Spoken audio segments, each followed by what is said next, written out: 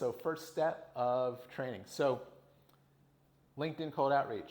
We've all sent them and we've all gotten them.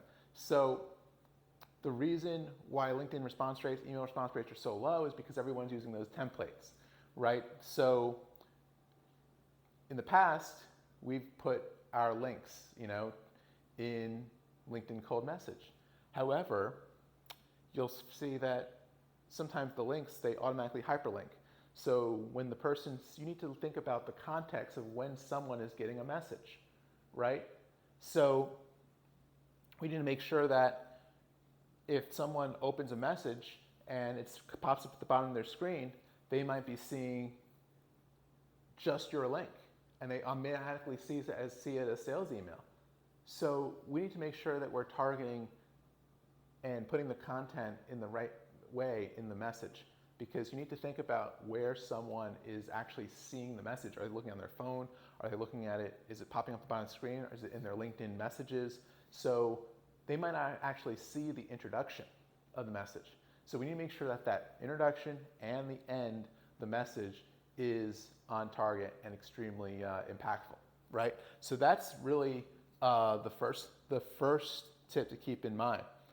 Also, making sure that the length is short. So we have context, and then we have length, right? We're not selling in our direct email outreach. We're not selling in our LinkedIn outreach. And I've gotten many LinkedIn messages, and they're like 2 or 3 paragraphs long. No one's reading all that, I might, because, I work with brands on sales and sales consulting, right? But most prospective buyers are not going to be reading all of that, right?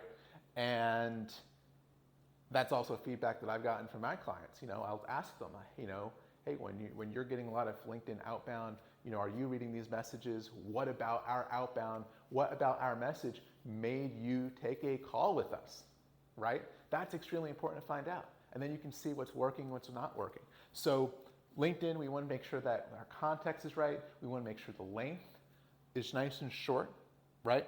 And then if we're not getting answers and you have the prospective buyer's phone number, you want to make sure that you make a call, And then when I'm making that outbound call, I'll say, hey, calling from EDS Strategy or educatedemonstratesell.com, does that ring a bell? Oh yeah, I've gotten your emails. So sometimes you don't get a response because, the buyer's thinking, well, if this person has my email, then they probably have my phone number. I'm just going to wait for them to call me. So in some ways, they're actually kind of expecting you to call them, right? So that's important. Make sure that you give a call if you don't get a response. And then, you want to book that demo.